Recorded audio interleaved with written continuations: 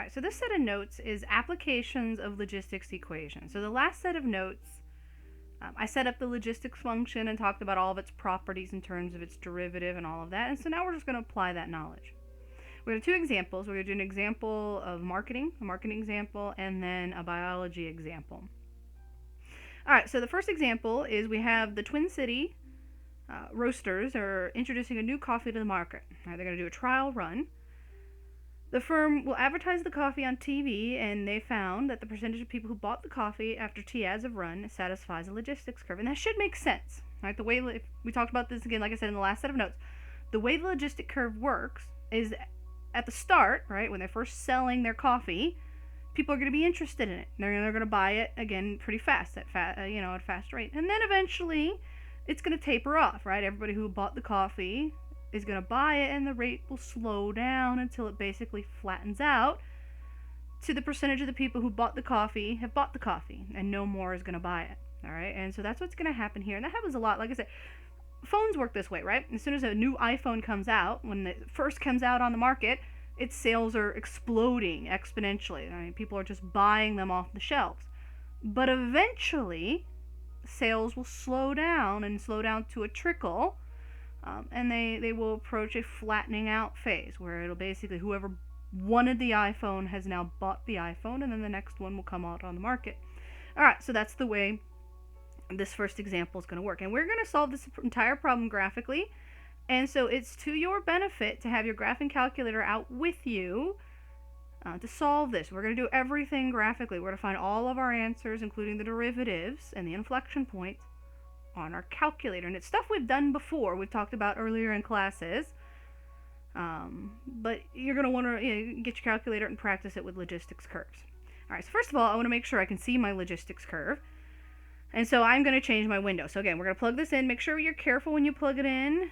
Rule of thumb is to take the 68 divided by, in parentheses, that denominator. So good idea to put parentheses around that. All right, a standard window won't work. I know I've got to make my window bigger with these logistics equations. And so I'm going to change my window. All right, I'm going to probably leave my minimums at the negative 10s that mine were set at. It's my maximums I'm going to change. So I'm going to change my x maximum value, and same thing for my y. I'm going to leave the minimum negative 10. I'm going to change my y maximum. All right, my maximum, my x value, I'm going to base it on the problem. So if I go down here and look, I'm going to be plugging in 5, 10, 100. And if I look, 100 is the biggest number I want to plug in. All right, so I want to make sure my window's big enough so I can input that value into it. So 100 would be fine. That would be on the edge of your window. I always like to make sure I go just a little bit past what I'm looking at. And so I would probably draw my window out to 130. Then I'm covered. The y value comes from that, remember when we talked about this, that top number, that 68, that's my asymptote, right? That's what my function's approaching. That's the maximum capacity for this problem. And so that's as big as my y function's going to get, or as big as my function's going to get. It's what my y values are going to approach. And so, again, you could hit 68, but then the edge of the graph would be on the edge of your calculator. So my rule of thumb is always go past it. So I would probably go 80, so I can see my graph pretty good. All right, so those are my window values. Only going to graph it in the first quadrant, and so this would be T, which represents the number of ads run. This is the percent of people who bought the coffee. I was going to leave it percent of people, but they're technically the percent of people who tried the new coffee. All right, 0 is where we're starting, so I usually at least mark off my starting value. So if I plug 0 in, all right, I get 23 out, and then I mark off my 68. Remember, 68 is the horizontal asymptote, so I'm going to draw that as a dashed line. That's the line y equals 68, and that's my asymptote. Remember, my maximum capacity. That's what my function's going to approach. And so, time 0 is when the coffee would go on the market. And so initially, it's going to grow pretty fast. All right, so it's shooting up pretty fast. And then there becomes a moment where it slows down and then tapers off and approaches that asymptote. All right, and so there's the picture of the graph that your calculator should look something like that. It probably looks a little neater than what I've drawn it here.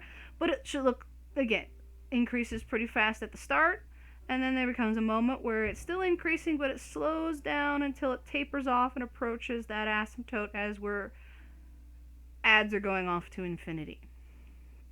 Alright, so there's the graph. And now we're going to use that to solve. Alright, now you could always plug the values back in the original function if you want to. You could check it out. You could take your 5 and plug it back up in here and find your values. I'm just going to use the calculator. Since I've got the graph, I can. Remember, this is finding the value of the function on the calculator. So you're going to hit second trace, plug in the value 5. And remember, it's the percent of people who bought the coffee, so write units, percent. And so when I type 5 into my calculator, it comes out 45.33. Wow. So 45. Got my thumb on the button. 45.53%, right? Include units. So after 5 ads, about 45% of the people who are going to buy the coffee have. Alright, then we plug 10 in and see what happens after 10 ads are run. Alright, so when they run 10 of these coffee ads, alright, so again I hit second traced value, and when we plug 10 in, it's 60.62%. Alright, so 60.62% of the population are going to buy the coffee. Alright, then the last one, 100. Alright, when I plug 100 in, it's 68. Alright, so again, this is where it would be out here at 100. It's approached that maximum, and so after 100 ads are run, we've achieved the most people that we are going to get to buy the coffee. Everybody who's going to buy or try the coffee has tried it. Alright, so only their best guess is 68% of the population will test it out. And so after 100 ads are run, we've already achieved that goal. Alright, so again, it doesn't matter what ads run after that. As many as the people who are going to try it have tried it. Alright, so we've reached the maximum at that point. Alright, the second question. D, how fast? Alright, so again, we're going to use the calculator, and then we'll explain that you always write the answer in terms of increasing, decreasing with units. So remember, we did this a while back. I showed you how to solve this on the calculator. So if you've graphed your function, if you hit your second trace key on the calculator, that's the window where we've got value, 0, max, min, intersect. And if you look at the sixth one down on that list, it's the dy dx, all right, dy dx. So you select that, and then it'll ask you to plug in your x value. All right, at the bottom of the calculator, you'll type in whatever derivative you're looking for. All right, and so we're going to be finding 3 at 5, 10, and 100. You could find the derivative of the previous equation, and that's fine if you want to do that. I'm not. I'm just going to use my calculator to find my derivative at the given values. Alright, so after 5 ads are run, I'm going to use my dy dx key on my calculator, plug 5 in. Alright, the calculator should tell you that the derivative after 5 ads are run is 4.23.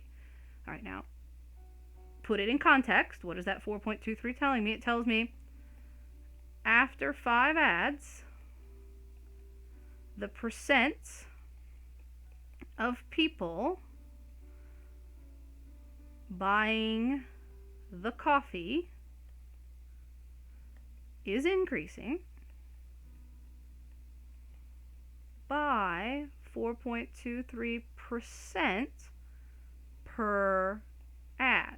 All right, that's the rate at which people are buying the coffee after the 5th ad is run. All right, now do the same thing for 10. Alright, so the derivative at 10, so again, I'm going to use the calculator, the dy dx key on my calculator. And if you don't know how to do it, there are YouTube videos you can look up, and they'll explain it to you. Actually, I've posted some in the announcement, or no, not in the announcement, the other list with videos, so you can look there, and it explains how to do it on the TI-8485 in case you've forgotten. Alright, so when I plug in to my calculator, this one comes out 1.84, so it's smaller, still increasing, but at a smaller rate of change. So I'm already at the slowing down phase, right? After 10 ads are run. So now they explain, after 10 ads, the percent of people buying the coffee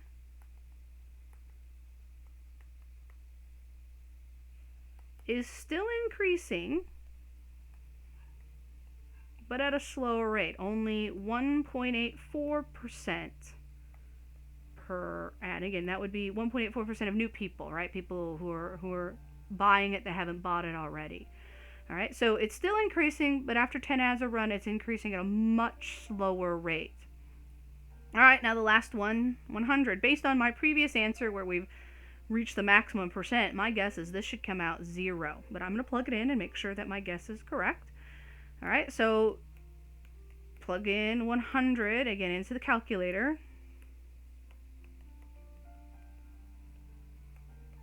All right, and my guess was correct. All right, 0 is what the rate of change is. So what that means is that no new people are buying the coffee. The people who have bought it have already bought it, and they're not going to buy it. You know, there's no additional people buying the coffee. So my rate of change after 100 ads is a 0 rate of change. Right? No growth, right? They've leveled off. All of the people who bought the coffee or tried the coffee have done so, right, after 100 ads are run. The next question. What is the inflection point and what does this tell you? So I'm going to regraph my picture here. Again, you still have it on your calculator. All right, so again, we've got our graph. That's my P of T graph. And so remember, my asymptote here is at 68, which is the maximum percent of people who are going to buy the coffee. So if you remember, on the last set of notes I said, the inflection point occurs at half the capacity. And so my inflection point is at 34%. All right, that's when the inflection point is. That's what I want to find. Is at 1/2 the 68, which is 34. All right, so when 34% of the people have bought the coffee, that's my inflection point. And I want to know what my ads are at that time. How many ads have I run at that moment? And then we'll talk about what does it tell you. It tells you a few things.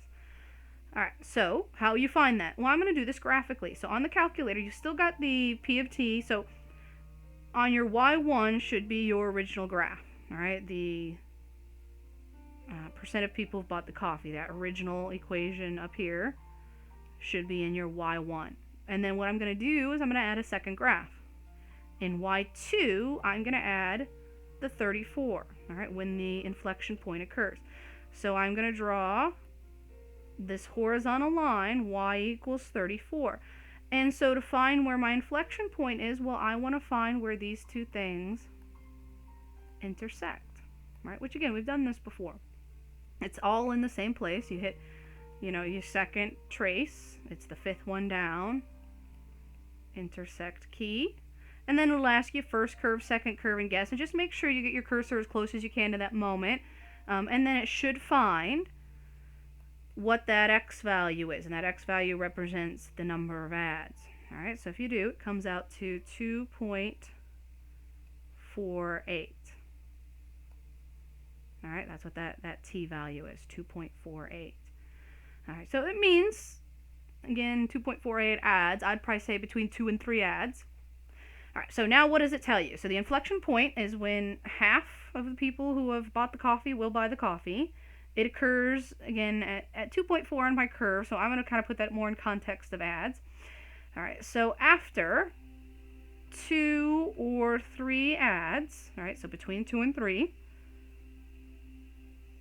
we hit the inflection point.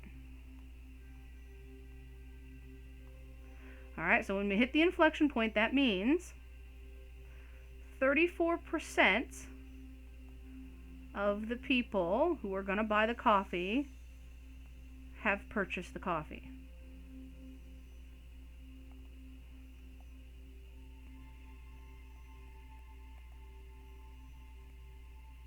All right, we reached half the carrying capacity. 68% is the total. We're at halfway, and halfway is actually important. We're increasing really fast up to that 34. So our rates of change are getting bigger, right? Concave up. At this moment is when it's selling the fastest. This is when the rate of sales, or increase, is the biggest. It's the biggest slope.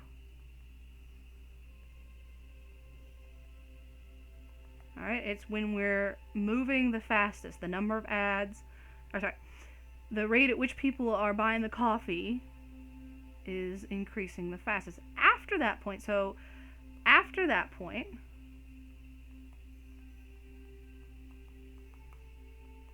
the rate of sales slows down and approaches a 0 rate of growth.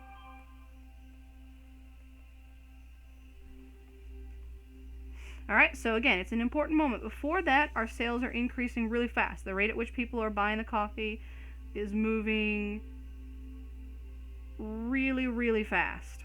After that point, is that sort of the maximum, all right? We hit our maximum rate of sales. After that point, it slows down, all right? So the number of people buying the coffee after we hit 2 or 3 ads slows down. So 2 or 3 ads is sort of our best time. After that, we're not really increasing sales that much. So we probably don't want to run a whole lot of ads after we run 2 or 3. All right, and we're going to kind of say that again here in the long run, all right? So there's going to be 2 things in this long run. So this is what we talked about, but now we're going to put it in context to this particular problem. So it's what we talked about in the logistics notes previous to this. What's happening after they run many, many, many, many ads, all right? So again, this would be in the long run after many, many ads are running. What's happening to the percentage of people who are buying the coffee, and what's happening to the rate of change. And we actually talked about that a little in the last answer. All right, so after many ads, again, bear with my handwriting. I believe it is getting worse the more of these videos I make instead of better. All right, so after many ads are run. So again, number of ads are going off to infinity. All right, after many, many ads are run. All right, remember, we talked about this last night. 2 things are happening. First of all, the percentage of people who are buying the coffee is approaching the maximum. All right, so the percentage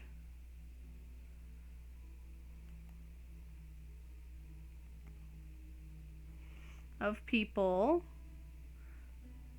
who will try the coffee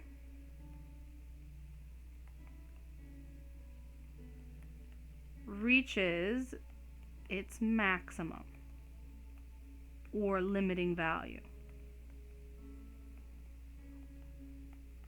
of 68%. All right, that's the most, based on their research, that's the maximum percent of the population, no matter how many ads are run, that'll buy the coffee. All right, so that's the first part.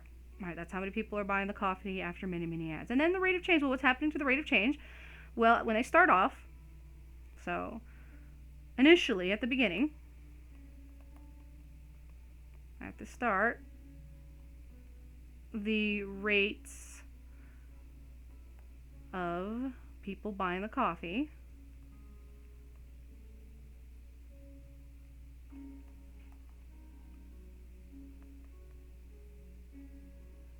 is accelerating, is increasing, until 2 to 3 ads are run. Then the rate decreases. All right, now they're still selling coffee, but the rate's decreasing, right? It's decelerating until it flattens out, until it reaches 0. All right, so again, it's going to flatten out, right? It's coming up and flattening out, and the rate of change basically is 0 after many, many ads are run. All right, it's kind of the same thing that I said in the previous problem. And that's what happens with logistics curve. And it should make sense. Again, that's what happens when we sell anything. Initially, when it's new, it sells really fast. It's something where it changes, like an iPhone would be a good example, right? When the iPhone 10 came out, the first few days it was on the market, it sold exponentially. Until, again, it reached its sort of halfway point. Half the people have it that are going to buy it. And then after that halfway point, that inflection point, the sales tapered off until eventually it trickles and it flattens out. Everybody who's going to buy it has bought it.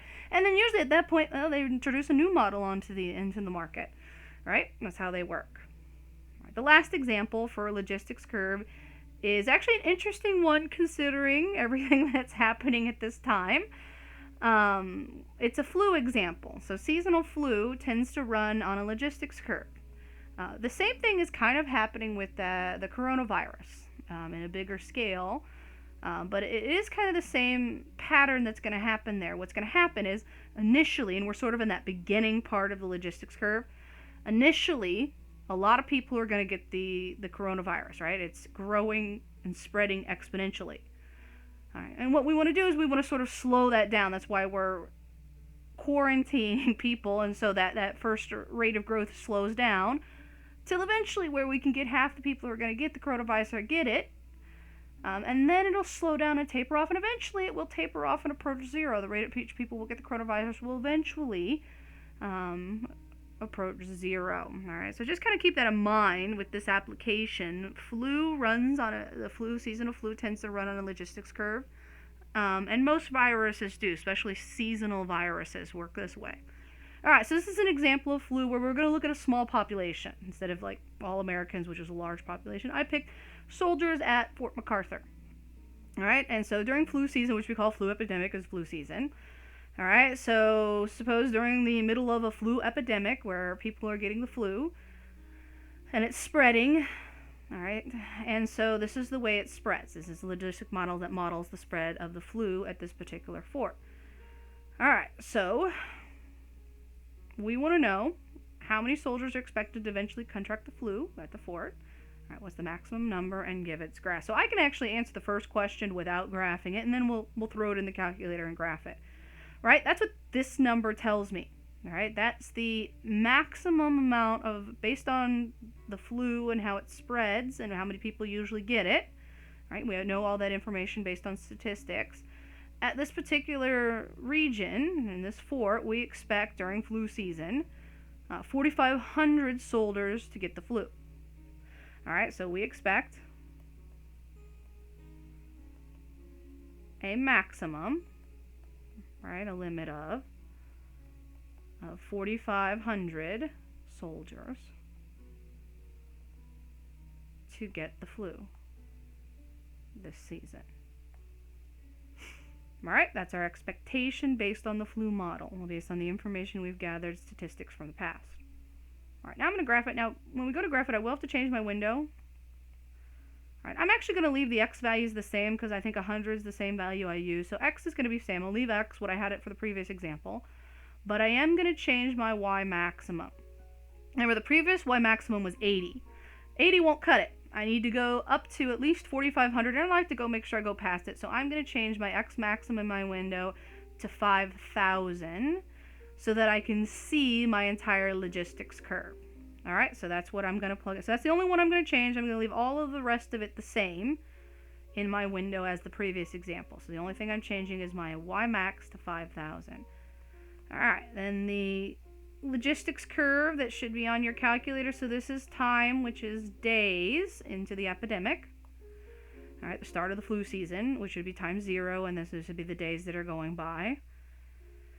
All right, I'm just going to mark off my maximum, which is my horizontal asymptote I'm going to draw as my dotted line, right? That's what the model's going to be approaching. 4,500 soldiers at maximum is my limiting value in this particular model. All right, I'm just going to mark off, that would be the f of 0, right? And then the flu model, again, at the start, right, when the flu season starts, a lot of people get it right away. All right, so again, same thing with the coronavirus. Initially, when we're first getting it, all right, it grows sort of exponentially. All right, it grows really fast. All right, then there reaches a moment where again half the people who are going to get it, and then after that moment, that's sort of the moment we're waiting for. All right, that's when things will get back to normal, is when we reach this moment, because then it's going to slow down, and eventually it will taper off, and fewer cases, and the rate of change will approach 0. All right, so again, eventually that's the shape that sort of viruses tend to work in. We're right now in this sort of part right here where it's growing exponentially. All right, we need to reach this halfway. And what we're trying to do with the isolation is we're trying to flatten this out so it's a slower exponential growth. right? Instead of a really fast one, we're going to slow it out so it takes longer to reach that. So again, we don't overwhelm the healthcare system. That's kind of what we're doing with self-quarantining. Eventually, again, the percentage of people who are going to get the coronavirus are going to get it. But by self-quarantining, we sort of slow that down, and we may drop this number then. Self-quarantine will lower the maximum number of people who get a virus by self-quarantining. Alright, so that's just an FYI in case you're curious. Alright, so there's my logistics curve for my flu. Alright, and now I'm just going to use it. So that should be in your calculator. Now I'm going to use it. So how many soldiers at the fort will contract the flu by day 2, day 10, and day 100? Alright, so I'm just going to use the calculator.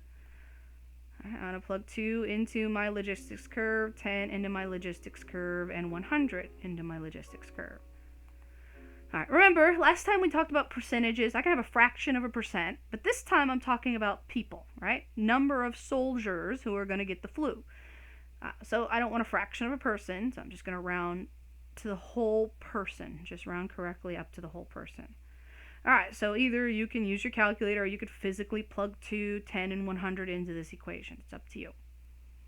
Alright, when I plug 2 in, it rounds to the whole number, so it rounds to 69. So what this means is after 2 days into the start of the flu season, we expect 69 soldiers to get the flu. Alright, so 2 days into the epidemic, again, we'd be sort of at the beginning here, 69. Alright, now 10 days. 10 days into the epidemic, into the flu season. Alright, we plug that in around to the whole person, so 807. So after 10 days, we expect 807 people to get the flu.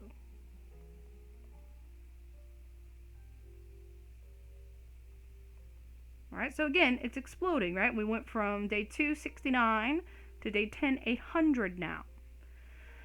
Alright, then after 100 days, how many people will we expect to get the flu? So if you type 100 in, so 10, I believe, would be somewhere around here, my belief is. We've actually passed the halfway point, I believe, after 10 days. If I can remember correctly. We'll eventually figure out what the halfway point is. So 10 was somewhere near this, so it might be right before it or right after it, I can't remember. Alright, but it's close to when it's spreading the fastest. Alright, then 100. 100 should be towards the end here. So it should either equal the 4,500 or close to it. And I believe if you type it in, it does equal 4,500, which means after 100 days, 4,500 we expect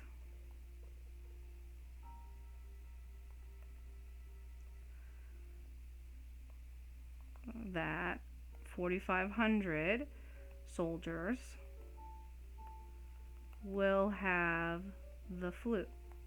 Alright, so after 100 days into the flu season, everybody at this fort who we expect to get the flu will have got the flu. We've maxed out. No new cases during this flu season. So after 100 days, the flu epidemic has passed. Alright, everybody who has got the flu has got it. There should be no new cases. Alright, we've maxed out our total, our expectation. Alright, now the derivative. Alright, how fast, right? How fast is asking me for a rate. Is the flu spreading? 2 days and so I'm only going to look at, I'm skipping 10. I'm only doing, and again, sort of explain what's happening in the long run as well. Alright, so I've got to remember to do that. Alright, so first the derivative though, and again, I'm just going to use the calculator like we did in the last example. So the derivative at 2.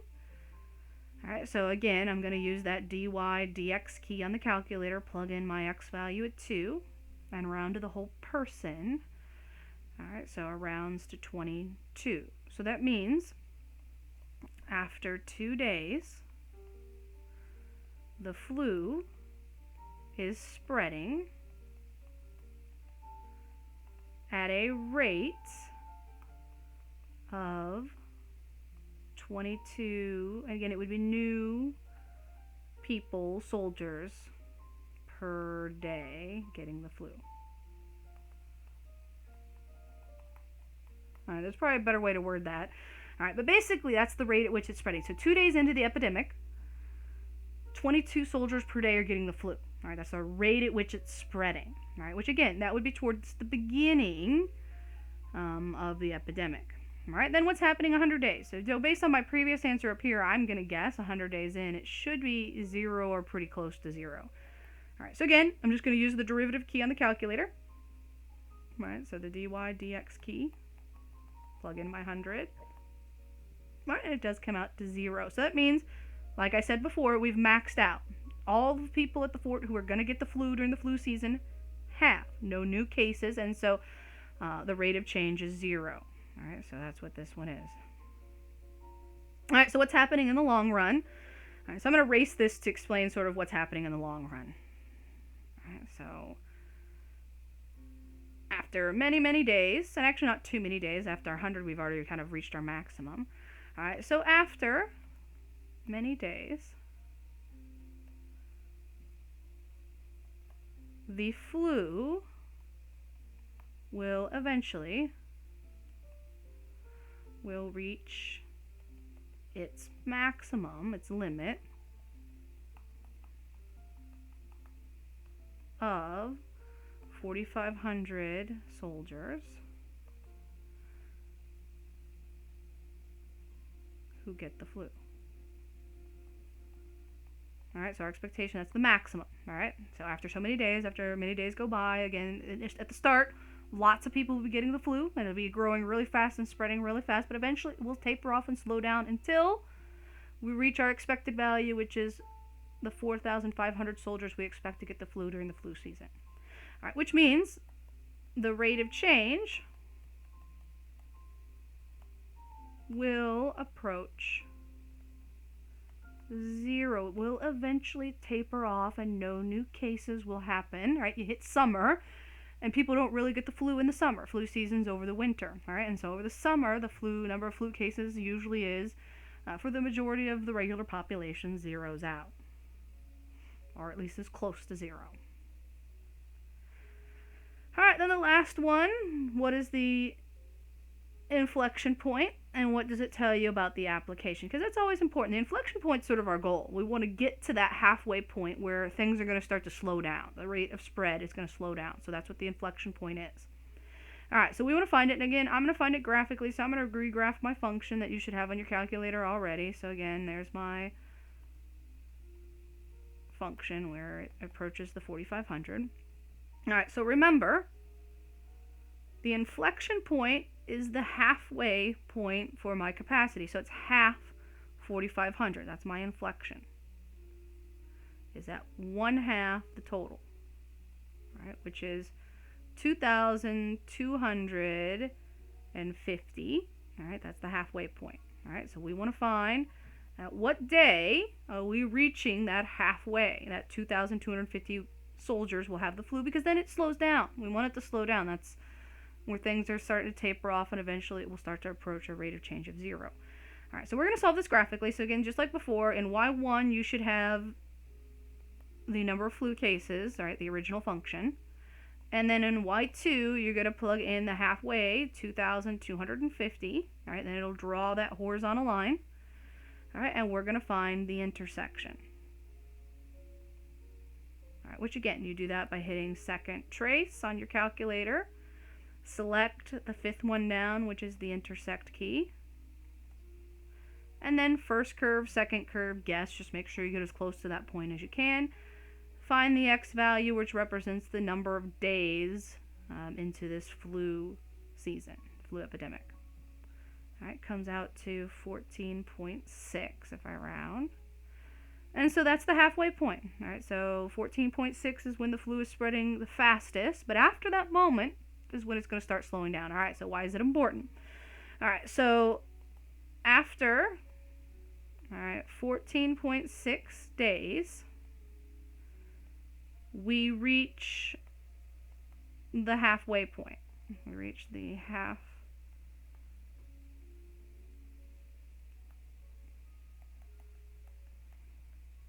halfway point, meaning 2,250 soldiers will have the flu. All right, some of them have already gotten better, right? Because they got it early on, And so that's how many people would have gotten the flu. And again, there'll be a percentage of them who are healthy again because they got it early. All right, after the 14.6 days, the spread of the flu will start to slow down. All right, slow down, and it'll eventually approach zero, a zero rate of growth. That's what it'll approach, right? It's approaching this flat line up there where it'll be available. And so, to put it in perspective, the coronavirus is going to follow a similar pattern to this. All right, the numbers are just a little bigger because it's the entire population.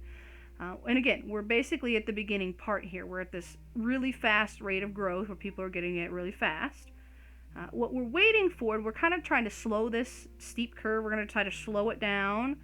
And then when things are going to kind of get back to normal is when we reach that halfway point. Half the people we expect to get the coronavirus, and then it will taper off. And that should happen as we get closer and closer, just like the flu. It should happen as we get closer to the warmer months, closer to summer. And again, there are models. If you go online, they have models of these types of things, and you can look at it. But it's just kind of one of those things. It's kind of neat in a sort of a strange kind of way, but it is how the coronavirus will behave. All right, just so you're, in case you want to put this in a now kind of case, in a perspective. All right, we'll stop that there. We will, again, pick up. So then the last section is applications of logarithmics. And we're just going to do a couple of simple applications. So we'll start there next time.